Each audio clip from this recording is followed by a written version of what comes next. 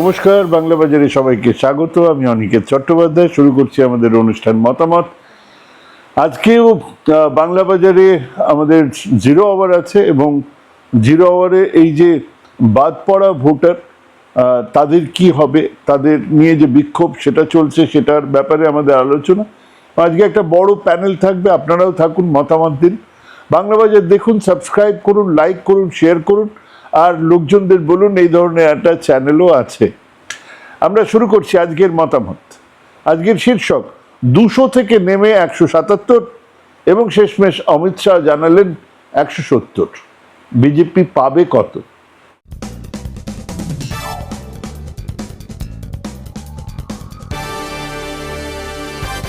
আহা, সে এক দিন ছিল, কত নেতা, বাদ্যি গান, কত কাড়া নাকাড়া, ডিজে, মুরলীধর লেনে মাছি ঢোকার ফাঁক ফোকর ছিল না।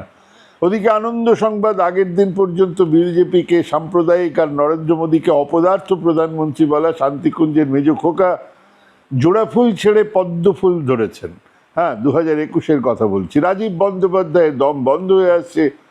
প্রবীর ঘোষাল আর রুদ্রনীল ঘোষ মমতার মধ্যে মাকে খুঁজে পেয়েছিলেন, কিন্তু সেই মায়ের বদলে এখন 2021-এর ডাইনি দেখতে পাচ্ছিলেন। ওফ, সেই রোমাঞ্চকর সেই দিনে একজন বলেছিল খেলা শেষ।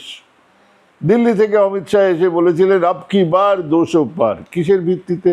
কারণ বাঙ্গাল জুড়ে নাকি হলচল চলছে, উনি নাকি দেখতে পেয়েছেন মানুষ নাকি পরিবর্তন মাংতা হ্যায়, তো পরিবর্তন লাও। লাও তো বললেন দেবে কে? এবং নির্বাচন কমিশন দখল নিয়েছেন প্রশাসনের। হ্যাঁ, সেবারেও এই একই ব্যাপার, এখান থেকে এসপি বদল, সেখান থেকে ডিএম বদল। যতদূর মনে পড়ছে বীরভূমের বিধান রায় সমেত ডিএম, আরও অনেককে সরানো হয়েছিল। তারপরে প্রচুর ডাকঢোল পিটিয়ে দলে যোগদান সভা করা হয়েছিল। টলিউড অপসরারা হাজির ছিলেন, ফটোগ্রাফাররাও। আমরা তো যাকে বলে মেরে গিয়েছিলাম। যে টলিউডে গত 15 বছর ব্যোমকেশ আর বামাকেশ ছাড়া কিছুই নেই, রাজনৈতিক ছবি হয়ই না, সেখানে রাজনীতি নিয়ে কত আহ্লাদ। এবং সেদিন দিল্লি থেকে অমিত শাহ এসে টার্গেটটা বেঁধে দিয়েছিলেন আব কি বার 200 পার। এবং সেই টার্গেটের পেছনে একটা ক্যালকুলেশন তো ছিল, 18টা লোকসভা 126টা বিধানসভা, আর তার সঙ্গে 75টা জুড়ে দিলেই 200 পার। তো উনি টার্গেট বাঁধলেন, এধারে ক্যাচাল শুরু, কোন বানেগা মুখ্যমন্ত্রী। শুভেন্দু বললেন আমরা ডিসিপ্লিন সোলজার, ঢুকেই দল যাকে বলবে। দিলীপ ঘোষ বললেন দল যে দায়িত্ব দেবে তাই পালন করব, বললেই সাদিলেই হইব। কে যেন দাবি তুলে দিল মহিলা মুখ্যমন্ত্রী চাই, লকেটের দিকে তাকিয়েছিলাম। ওদিকে রুদ্রনীল ঘোষ নাকি বলেছিলেন তথ্য সংস্কৃতি ওনারই হক। তা বটে, এক মহিলার অভিযোগের ভিত্তিতে যাকে police academy of fine arts থেকে গ্রেপ্তার করতে গিয়েছিল, বুদ্ধদেবের পুলিশ, তার তো রক্তেই সংস্কৃতি বহমান। অতঃপর ঢ্যারা পপাতচ মমাতচ, 77-এ দম শেষ। অমিত শাহ অস্ফুট গলায় নাকি গুজরাটিতে কিছু বলেছিলেন, তারপরে দিল্লি চলে গেলেন। Result Trinamool 215, BJP 77, ISF 1। তৃণমূলের ভোট 47.9%, বিজেপির 38.1%, কম বেশি 10% একটা ফারাক হয়ে গেল।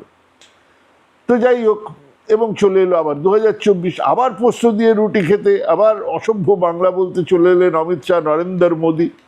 এবারে তো টার্গেট আরও বাড়ানো হলো। পার্থ জেলে, জ্যোতিপ্রিয় জেলে, অনুব্রত জেলে, জীবনকৃষ্ণ জেলে, ইডি ঘুরে বেড়াচ্ছে গরমকালে আইসক্রিম ফেরিওয়ালাদের মতো। সিবিআই পাল্লা দিচ্ছে। আবার ইলেকশন কমিশন, শুভেন্দু জানালেন গতবারের ফাঁক ফোকর সব বন্ধ, এবারে সব রাস্তা বন্ধ, অতএব মিনিমাম 30টা তো পাবোই। অমিত শাহ এলেন, জ্বালিয়ে দিলেন 30 তো আয়গাই। ওদিকে ততদিনে কুলায় ফিরেছে রাজীব, প্রবীর ফিরেছেন টলিউডে। সান্নাটা কে আর হৃদয় খুঁড়ে বেদনা জাগাতে চায় বলো? তবুও সিআরপিএফ এর বুটের শব্দ, প্রধানমন্ত্রী, স্বরাষ্ট্রমন্ত্রী সমেত প্রায় পুরো মন্ত্রিসভার ডেইলি প্যাসেঞ্জারই দেখতে দেখতে আমরা ক্লান্ত। ফলাফল এলো, সারা দেশ জুড়ে আপকিবার 400 পার মুখ থুবড়ে পড়েছে, বাংলাতে 18 থেকে কমে 12। তাও কান ঘেঁষে আসন বেরিয়েছে, না হলে আরো কম হতো। সেই তেনারাই আবার মাঠে হাজির। তো অমিত শাহ টার্গেট ঠিক করার আগে শুভেন্দু রিসাইজ করলেন সেই টার্গেটটাকে। সেই জমিদার মশাইয়ের গল্প আছে না, জানিস তো আমি বড় মাছ ধরলাম ছিপেতে। পাশ থেকে ওনার মোসাহেব কাশলেন, কারণ বলা ছিল বেশি বলে ফেললে কেসে জানান। তো জমিদার সাইজটাকে কমিয়ে একটু ছোট করে আনলেন, ঠিক সেই রকম ব্যাপার।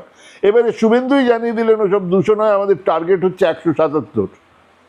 কিন্তু সেটাও নাকি বেশি, তাই দিল্লি থেকে একদা তাড়ি পার এসে জানালেন আব কি বার 170 পার, টার্গেট 170। এবার আপনাদের সমস্যা বাড়লো, নিন এবার যাদব চক্রবর্তীর পাটিগণিত খুলে বসুন। 200 টার্গেট বলার পরে যদি বিজেপি 77 পেয়ে থাকে, তাহলে 170 টার্গেট বলার পরে বিজেপি কত পাইবে? মানে সেই প্রাচীন পাটিগণিত বলছে ওনাদের টার্গেট আর প্রাপ্তির পুরনো হিসেব বজায় থাকলে ওনারা 65.5 অঙ্কের হিসেবে 65.45খানা আসন পাবেন, মানে পাবেন 66টা। আর রেজাল্ট বের হবার সপ্তাহখানেকের মধ্যে অন্তত একজন মমতা বন্দ্যোপাধ্যায়ের উন্নয়নযোগ্যে ঝাঁপ দেবেন। জোকস অ্যাপার্ট, যেটা আলোচনা করার বিষয় সেটা হলো দল 2021-এ 200টা আসন পার করার কথা বলেছিল, সেই দলই এবার তারা হঠাৎ করে তাদের টার্গেট নামিয়ে আনলো কেন? সত্যি বলতে কি, এই যে রাজ্য জুড়ে ভোটের বিশাল দামামা বাজছে না, সেখানে মমতা বন্দ্যোপাধ্যায় সংখ্যালঘুদের এক বিরাট ভোট সঙ্গে নিয়েই দৌড় শুরু করার আগে, বহু আগে 30 কদম এগিয়ে বসে রয়েছেন। আপনারা তো বলবেন সেই মুসলমান সংখ্যালঘু ভোটে ফাটল ধরছে, এবারে মিম আছে, বিজেপি ফেরত হুমায়ুন কবিরের দল আছে, আইএসএফ আছে। আসলে এরা তো ছিলই, কম বেশি আগেও ছিল, পরেও থাকবে। মুসলমান ভোটের যে অংশ, বাঙালি মুসলমান ভোটের যে অংশ অ্যাফ্লুয়েন্ট, পয়সা কড়ি আছে, কলকাতা বা বড় জেলা শহরে থাকেন, তাদের এক অংশ। আর ছোট্ট এই নওশাদ সিদ্দিকী, আব্বাস সিদ্দিকী, হুমায়ুন কবির ইত্যাদি কিছু মোল্লাদের চক্করে তাদের সমর্থক বাদ দিলে শহরের অবাঙালি মুসলমান, গ্রামের গরিব মুসলমান এখনো এন ব্লক সমর্থন করেন মমতা বন্দ্যোপাধ্যায়কে। এর সঙ্গে বাংলার অন্য সংখ্যালঘু খ্রিস্টান বা বৌদ্ধ সমাজের লোকজন একইভাবে মমতার পেছনে আছেন শিখ সমাজের মানুষজন, এবং অবশ্যই মহিলাদের এক বিরাট অংশ, সে হিন্দুই হোক আর মুসলমানই হোক। এমনকি এরকম ঘর দেখেছি যেখানে বিজেপি, কট্টর বিজেপি, কিন্তু মহিলা গিয়ে ভোটটা দিয়ে আসছেন মমতাকে। দেখার মতন একটা সমর্থন। হিন্দু ভোটের এক অংশ অবশ্যই তার সঙ্গে আছে, মমতার সঙ্গে আছে, তৃণমূলের সঙ্গে আছে। বিজেপি বিরোধী ভোটের একটা অংশ যারা মনে করেন মমতা বন্দ্যোপাধ্যায় বিজেপিকে আটকাতে পারে। ফলে হয়েছেটা কি, 294টা আসনের মধ্যে খুব বেশি হলে 170 থেকে 180টার মতন আসনে লড়াই হচ্ছে। হ্যাঁ, দায়িত্ব নিয়ে বলছি, 170 থেকে 180টার মতন আসনে লড়াই হচ্ছে। আপনি এর সঙ্গে ওই এসআইআর, বাদ পড়া ভোট, বিচারাধীন ভোট ইত্যাদির অঙ্ককে গোলাবেন না। কিছু গণ্ডমূর্খ অঙ্কের সাধারণ নিয়ম না জেনেই একটা বিধানসভার জয়ের মার্জিন আর বাদ পড়ার অঙ্ক নিয়ে তুলনামূলক হিসেব কষে যাচ্ছেন, বোঝাচ্ছেন উল্টোপাল্টা। কিরকম? ধরুন, বিধানসভাতে তৃণমূল 18,000 ভোটে জিতেছিল, এবার সেই আসনে 19,000 ভোটার বাদ পড়েছেন। আহা, কি আনন্দ আকাশে বাতাসে। খানিকটা আমার এক ইন্টেলেকচুয়াল কবি বন্ধুর লেখা কবিতার মতো। ওপার থেকে মারল ঢিল, লাগলো কলা গাছে, চোখ গেল কানা হয়ে, ওপাড়ার টুনিদের ছাদে অ্যান্টেনায় বসে আছে কাক, আমি তো অবাক। কারোর সঙ্গে কারোর মিল নেই। হ্যাঁ, এটাই হিসেব, এতটাই গাঁজাখুরি। প্রথমত সেই বিধানসভা কেন্দ্রে কত মানুষ ভোট দেননি তার হিসেব নেই। ধরুন 80% ভোট দিয়েছেন, 20% ভোট দেননি, সেখানে 19,000 20,000 তো অনেক কিছুই সেখানে চলে যাবে। সেই এলাকাতে যারা বাদ গেছেন তাদের সংখ্যা আছে, কিন্তু যারা জুড়েছেন, যে সংখ্যা যোগ হয়েছে সেই সংখ্যাও জানা নেই। আর সংখ্যা থাকলেও যারা বাদ গেছেন তারা সবাই তৃণমূল, যারা ইনক্লুড হয়েছে তারা সবাই বিজেপি। এরকম একটা ধারণা থেকে অঙ্ক করা আসলে ওই ইন্টেলেকচুয়ালদের নির্বোধ কবিতা। 170 180টা আসনে বিজেপি লড়ছে, বাকিগুলোতে নির্বাচন হচ্ছে, লড়াই হচ্ছে না। সেই 110টা আসনের মধ্যে 95% জিতবে তৃণমূল, মানে কম বেশি 100টা। বাকি 100টা আসনের মধ্যে যাকে আমরা বলি ঘামাসান লড়াই, কাঁটে টাক্কার, সেটা আছে ওই 80টার মতন আসনে, যা এদিকে ওদিকে চলে যেতেই পারে। খুব সাধারণ প্রবাবিলিটির হিসেব, মানে একেবারেই যদি আমি কোনো রাজনীতির না করি, একেবারে অঙ্কের প্রবাবিলিটি যদি ধরি, তাহলে 50-50, গোটা 40 আসন জিতবে তৃণমূল, বাকি হচ্ছে গিয়ে বিজেপি। এবার বাকি রইল 100টা আসন, তার মধ্যে 60-40 রেশিওতে লড়াই হচ্ছে। আর সেই হিসেবে এবারের নির্বাচনে গতবারের ফলাফলের একটা জলছবি দেখতে পাবেন। হ্যাঁ, এখনো হিসেব সেটাই বলছে। এখনো পর্যন্ত যে প্রচার হয়েছে, যেভাবে ক্যান্ডিডেট দেওয়া হয়েছে, তাতে গতবারের ফলাফল জলছবির মতন ফুটে উঠবে। আসন একেবারে না বলতে পারলেও ভোটের পার্সেন্টেজ তৃণমূলের 47 থেকে 48%, বিজেপির 36 থেকে 37% ভোট থাকবে। 1% মতন ভোট বাড়বে সিপিআইএম এর, আর কংগ্রেসের ভোট পার্সেন্টেজ একই থাকলে এবারে সম্ভবত তাদের প্রতিনিধি ঢুকবেন বিধানসভাতে। এবার দলে কতদিন থাকবে সে তো পরে বোঝা যাবে, কিন্তু মমতা বন্দ্যোপাধ্যায়ের উন্নয়ন যজ্ঞে ঝাঁপ দেবেন কিনা সে তো পরে বোঝা যাবে, কিন্তু এই হিসেব কি বিজেপির কাছে নেই? বেশ কিছুদিন আগেই বলেছিলাম বিজেপির এক সমীক্ষা হয়েছে দলের মধ্যে, আর তাদের দলের সেই সমীক্ষাতে জানিয়ে দেওয়া হয়েছে খুব ভালো করলেও দল 119 পার করতে পারছে না। হ্যাঁ, খুব ভালো করলে তবে, কিন্তু হিসেব কি বলছে জানেন? তার জন্য বিজেপিকে অন্তত 3% ভোট বাড়াতে হবে। কেবল তাই নয়, একই সঙ্গে অন্তত 2% তৃণমূলের ভোট কমতে হবে, বা তৃণমূলের 3% ভোট সরাসরি বিজেপিতে আসতে হবে, মানে সুইং। তাহলেই একমাত্র 119-এ পৌঁছানো সম্ভব। 119, 148 না, 119। কিন্তু যত ভোট এগিয়ে আসছে তত এই পারসেপশন গেমে এগিয়ে যাচ্ছে তৃণমূল। অর্থাৎ পরপর যে সমীক্ষাগুলো বেরোচ্ছে সেগুলোতে যে সংখ্যাগুলো বেরিয়ে আসছে, এমনকি ন্যাশনাল চ্যানেলের, সেখানে এগিয়ে আছে তৃণমূল, এগিয়ে যাচ্ছে তৃণমূল, এই জায়গাটাতে প্রতিষ্ঠা হচ্ছে। বাংলায় এই গেমটা, এই পারসেপশন গেমটা হলো সবচেয়ে বড় ব্যাপার, অন্য জায়গায় নয়। বাংলাতে বিরাট ব্যাপার, ইনফ্যাক্ট এটাই সব থেকে বড় ব্যাপার।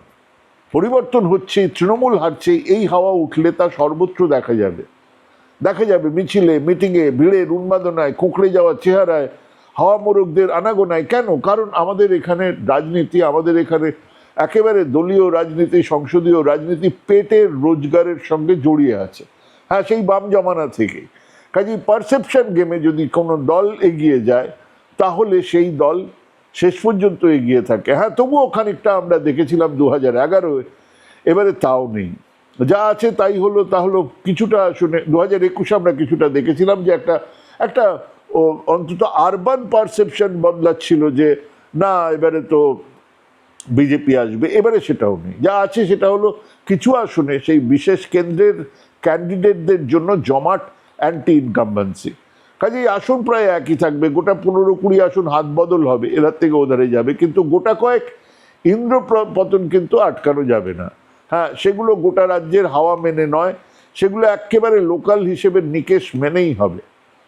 কোথাও প্রার্থীর বিরুদ্ধে বিরাট অ্যান্টি ইনকামবেন্সি বা সাবোটাজ, বড় সাবোটাজ, সেগুলো বাদ দিলে গতবারের ফলাফলের পুনরাবৃত্তি দেখতে পাবেন। আর সেটা জানেন বলেই এবারে বিজেপির নেতৃত্ব বিরাট হাইপে যাচ্ছেন না। শুভেন্দু ভবানীপুরে পা রেখেই বলেছিলেন 25,000-এ হারাবো বেগম মমতাকে, পরেই ঢোক গিলেছেন, কদিনের মধ্যে ঢোক গিলেছেন, গেলে বলছেন না ওরকম নয়, আমি আশা করেছিলাম, এটা তো আমি আশা করতেই পারি। গত 21-এর ভুল অমিত শাহ এবারে করেননি। তাদের এবারের প্ল্যান, লক্ষ্যটাকে আরো টাইট করা, আর সেখানে সব শক্তিটাকে ঢেলে দেওয়া। ক্যান্ডিডেট বিরাট চমক কোথায়? এবারে কোনো চমক নেই বিরাট। কিছু গোহারান আসলে 2-1 ইউটিউবারকে দেওয়া হয়েছে, আর ওই জেএনইউ বিশ্ববিদ্যালয়ে সিকিউরিটি হিসেবে অভিজ্ঞতাপ্রাপ্ত একজনকে উত্তরপাড়াতে আনা হয়েছে। আর চমক সম্ভবত 2-3টে একেবারে শেষ তালিকাতে আসবে, কৃষ্ণনগর উত্তরে সঞ্জীব সান্যাল গোছের। তা না হলে চমক বিশেষ নেই। জেতা আসন ধরে রেখে যতটা বাড়ানো যায় তার পরিকল্পনা নিয়ে মাঠে নামছে বিজেপি। হ্যাঁ, তার জন্যও আবার একদা তাড়িপার অমিত শাহকে 15 দিন ঘাঁটি গেড়ে বসে থাকতে হবে এই বাংলাতে। হ্যাঁ, মানে তিনি বলেছেন যে এবারে উনি 15 দিন এই বাংলাতেই বসে থাকবেন। এইটা বলার পরে আমার একটু ইতিহাস মনে পড়ে গেল। হ্যাঁ, আওরঙ্গজেব তার সেনাপতি ইত্যাদিদের উপরে ভরসা না করতে পেরেই দাক্ষিণাত্য অভিযানে নিজেই গিয়েছিলেন। সেনাপতিরা বারবার হারছিল, বারবার কেল্লার বাইরে বসে ফিরে আসছিল। একটা বিশাল সময় বসে থাকার পরে তাদেরকে ফিরে আসতে হচ্ছে, অর্থ চলে যাচ্ছে। তো শেষ পর্যন্ত আওরঙ্গজেব নিজেই গিয়েছিলেন, বুঝেছিলেন যে সাময়িক ধাক্কা দিতে পারবেন বটে, কিন্তু জিততে পারবেন না। ফিরেছিলেন হতাশ হয়ে, ফিরতি পথে সেই আব্বাজানের প্রিয় আমবাগানে একলা বসেছিলেন অনেকক্ষণ। সেটাও গরম, সেটাও ওই অন্ধ্রপ্রদেশের কাছাকাছি একটা জায়গায়, সেটাও গরমকাল। হঠাৎ তিনি জ্ঞান হারিয়েছিলেন সেখানে। তারপর থেকে তার শরীর আর ভালো হয়নি, তিনি মারা গিয়েছিলেন। তার আগেই বাংলা আবার স্বাধীন হয়ে গেছে, অসম আবার হাতের বাইরে চলে গেছে, আর দাক্ষিণাত্য তো অধরা থেকেই গিয়েছিল। আস্তে আস্তে মোগল সাম্রাজ্য পতনের দিকে এগোচ্ছিল। ইতিহাস কি নির্মমভাবে ঘুরে ফিরে আসে সেটাই দেখার। ভাবুন ভাবুন ভাবুন, ভাবতে থাকুন, ভাবা প্র্যাকটিস করুন। ভালো থাকবেন, সুস্থ থাকবেন। আজকে এখানেই শেষ করছি। নমস্কার।